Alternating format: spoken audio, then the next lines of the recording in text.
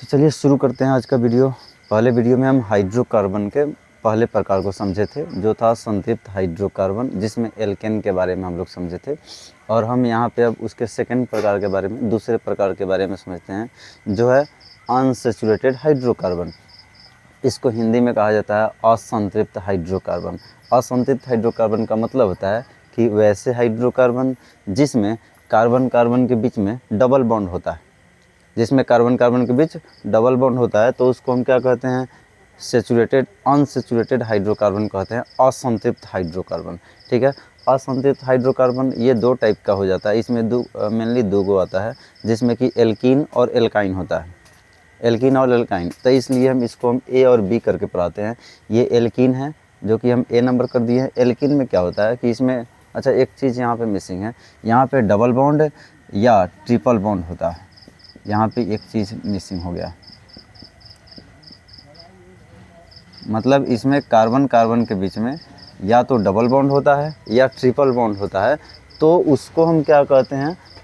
Unsaturated hydrocarbon कहते हैं। ठीक है, ये दो टाइप का हो जाता है, पहला एल्कीन इसमें आ जाता है और दूसरा एल्काइन आ जाता है। तो इसलिए हम इसको ए बी करके समझते हैं। पहले हम एल्कीन को समझते हैं। तो एल्कीन में कार्बन कार्बन के बीच में डबल बॉन्ड होता है। ठीक है, और इसका जो जनरल फार्मूला होता है, सामान्य सूत्र जिस पे यौगिक बनता है इसका, ठीक है, तो वो चीज़ें जो होता है वो CnH2n होता है। CnH2n इसको कहते हैं। जैसे एल्केन का हो रहा था CnH2n+2, इसका है CnH2n, और इसका जो सफिक्स है ये ENE है, जिसको इन कहते हैं। ये 10th में कार्बन चैप्टर में पढ़ना भी है। अब इसके यौगिकों के बारे में थोड़ा सा समझते हैं कि इसका यौगिक बनता कैसे है। तो यहाँ पे हम सबसे पहले एक नंबर अगर कार्बन का बात करते हैं, तो एक नंबर अगर यहाँ पे रखते हैं तो ये कुछ इस तरह का, मतलब हमको N के जगह पे एक रखना होगा, तो हमको इस तरह का प्राप्त होगा CH2। ठीक है, तो इसका अगर हम नाम लिखना भी चाहेंगे तो मीथीन टाइप का बनेगा। लेकिन अगर इसका स्ट्रक्चर बनाने जाएंगे तो हम इसमें जान रहे हैं कि भाई कार्बन कार्बन के बीच में डबल बॉन्ड चाहिए, जिसमें कि कम से कम 2 कार्बन हमको चाहिए। 2 कार्बन होगा तभी तो हम उसके बीच में डबल बॉन्ड लगा सकते हैं। एक कार्बन के बीच में डबल बॉन्ड कैसे लगा सकते हैं? ये ऐसा बिल्कुल मुमकिन है ही नहीं। तो इसलिए यहाँ पे एक नंबर कार्बन के लिए एल्कीन का कोई भी यौगिक नहीं बनता है, मतलब यहाँ पे कोई भी यौगिक इसका एग्जिस्ट नहीं करता है।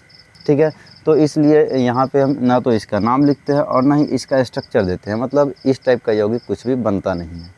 इसका जो एल्कीन का जो यौगिक स्टार्टिंग होता है ये 2 नंबर से स्टार्ट होता है। 2 नंबर से स्टार्ट होता है। ये 2 नंबर कंपाउंड अगर बनाते हैं तो ये क्या हो जाएगा? C2, N के जगह पे हमको 2 रखना है, C2H4 हो जाएगा। C2H4 हम इसका जनरली हम इसका बना सकते हैं। 2 कार्बन का अगर श्रृंखला रहता है तो उसके लिए हम नाम लिखते हैं, एथ का प्रयोग करते हैं, एथ का प्रयोग करते हैं। और इसी में अब इसका सफिक्स जब लगाएंगे तो यहाँ पे ENE आ जाता है, जिसको हम कहते हैं इथीन। इथीन कहते हैं या इसको एथीन भी कहा जाता है। इसका अन्य भी बहुत सारा नाम है, जिसको हम क्या कहते हैं? एथिलीन, एथिलीन, या हम इसको एसिटिलीन भी कहते हैं, एसिटिलीन, एसिटिलीन भी कहते हैं। एसिटिलीन, एथिलीन, इथीन, इसको ये सभी नामों से बुलाया जाता है। ठीक है, तो ये याद रखना होगा। ये बहुत ही अच्छा गैस है, अच्छा नहीं मतलब कि ये बहुत ही जहरीला गैस होता है। ठीक है, तो यहाँ पे अब इसके स्ट्रक्चर के बारे में समझते हैं। तो इसका स्ट्रक्चर, कार्बन कार्बन के बीच में इसमें डबल बॉन्ड होता है। अब देखते हैं कि कार्बन का संयोजकता के अनुसार 4 गो संयोजकता होता है, मतलब 4 गो बॉन्ड बना सकता है। तो इसके पास 2 गो ऑलरेडी हो चुका है, मतलब दोनों के पास कै गो हाइड्रोजन चाहिए? 2 गो हाइड्रोजन चाहिए। इसके पास भी 2 हाइड्रोजन और इसके पास भी 2 हाइड्रोजन। इसको हम ऐसे भी लिख सकते हैं, इसको हम, इस कार्बन के पास 2 गो हाइड्रोजन है तो CH2 डबल बॉन्ड, फिर इसके पास भी 2 गो है तो CH2। इस तरीके से यहाँ पे ये 10th लेवल का इस तरह का स्ट्रक्चर बनाया जाता है। वहाँ पे जैसे वहाँ पे इथिन, प्रोपीन, ये सब का स्ट्रक्चर पूछा भी जाता है एग्जाम में, तो इस तरीके से बनाया जाता है। लेकिन यहाँ पे इस टाइप का हम यौगिक इस टाइप का इसका स्ट्रक्चर बनाएंगे, ताकि आगे हमको ज़्यादा डिस्टर्बेंस ना हो। आगे अन्य यौगिकों का भी हमको बनाना है, तो लंबा लंबा थोड़ा सा अगर इस टाइप का बनाएंगे तो ज़्यादा ही मतलब फ्रेश हो नहीं पाएगा। ठीक है, तो यहाँ पे इस तरीके का, तो ये समझ गए। ये नाम तीनों का तीनों याद रखना होगा। हम यहाँ पे एक ही नाम का हम इस्तेमाल कर रहे हैं, हम इस सभी चीज़ों को मिटा रहे हैं। एसिटिलीन और ये एथिलीन था। ठीक है, अब 3 नंबर के लिए अगर हम समझते हैं तो तीसरे नंबर के लिए क्या हो जाएगा, 3 नंबर के लिए 3 यहाँ पे रखते हैं, C3 और फिर H6 हो जाएगा। यहाँ पे n से मतलब n के जगह पे 3 रखेंगे तो 3 × 2 क्या हो जाएगा, 6 हो जाएगा। तो C3H6 हो जाएगा, जिसको हम अगर 3 गो कार्बन का श्रृंखला रहता है तो इसको हम प्रोप कहते हैं, और यहाँ पे इन लगाते हैं तो प्रोपीन बन जाता है, प्रोपीन। ठीक है, अब इसका जब श्रृंखला बनाने चलते हैं तो इसका स्ट्रक्चर तो इस टाइप का हम पहले बना लेते हैं, और इसमें डबल बॉन्ड हर जगह पे नहीं रखना पड़ता है। ये एल्कीन का कंपाउंड है, तो एल्कीन के कंपाउंड में कभी भी एक ही जगह कहीं पे डबल बॉन्ड होना चाहिए। और हमेशा इस बात का ध्यान रखिए कि अगर इसके नाम में कोई भी नंबरिंग अगर नहीं दिया है तो इसके नाम में हम इसके स्ट्रक्चर में क्या करते हैं कि हमेशा ही डबल बॉन्ड हम किनारे पे लगाते हैं, या तो इस साइड या इस साइड। ठीक है, हमेशा ही हम किनारे पर लगाते हैं, मतलब इधर भी लगा सकते हैं या इधर लगा सकते हैं। ठीक है, तो यहाँ पे हम इधर इस साइड लगा देते हैं। ठीक है, फिर हम यहाँ पे लगा दिए, तो अब इसके बॉन्डिंग के हिसाब से हम हाइड्रोजन को भी बैठा देते हैं। यहाँ पे 2 गो मतलब बॉन्ड है इसका, तो यहाँ पे 2 गो हाइड्रोजन एक्स्ट्रा लगेगा, 4 गो यहाँ पे इसका संयोजकता पूरा करने के लिए। यहाँ पे इसका 3 गो पूरा हो चुका है, मतलब यहाँ पे कै गो लगेगा, यहाँ पे 1 ही हाइड्रोजन का आएगा। और यहाँ पे कै गो आना चाहिए, यहाँ पे 3 गो आना चाहिए, क्योंकि यहाँ पे 1 ही है। ठीक है, इसका स्ट्रक्चर इस तरीके से है। हम इसके आधार पे अब इसका स्ट्रक्चर बना रहे हैं। इसका जितना ज़्यादा आप लोग प्रैक्टिस कीजिएगा उतना ही ज़्यादा आप लोगों का क्लियर होगा, और आगे के लिए आपको बहुत ही ज़्यादा सूटेबल होगा, अच्छे से सब क्लास समझ में आएगा। ठीक है, ये सभी चीज़ें याद होना चाहिए। उसके बाद अगर हम 4 नंबर के लिए बात करते हैं तो 4 नंबर के लिए C4 और फिर H8 हो जाता है।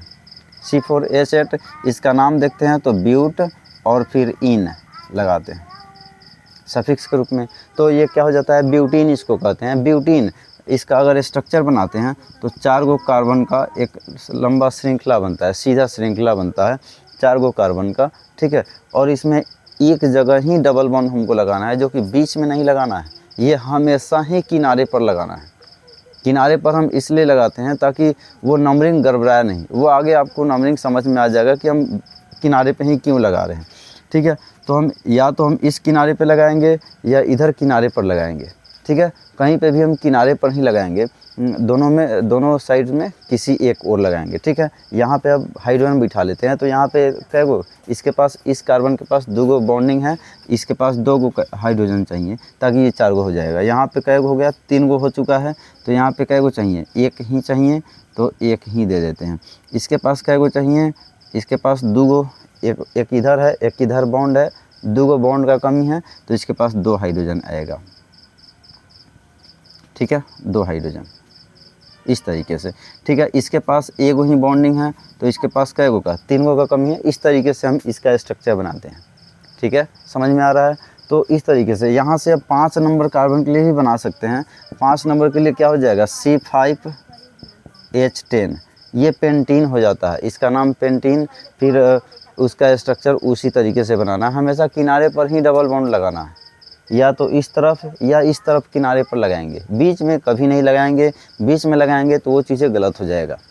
ठीक है, तो यहाँ पे ध्यान रखना है। फिर हेक्सीन बनेगा, अगर 6 गो कार्बन के लिए लेंगे तो हेक्सीन, फिर हेप्टीन 7 गो के लिए, 8 नंबर के लिए ऑक्टीन हो जाएगा, नॉनिन, डेकिन, आनडेकिन, डूडेकिन, ट्राइडेकिन, टेट्राडेकिन, इस तरीके से चलता है।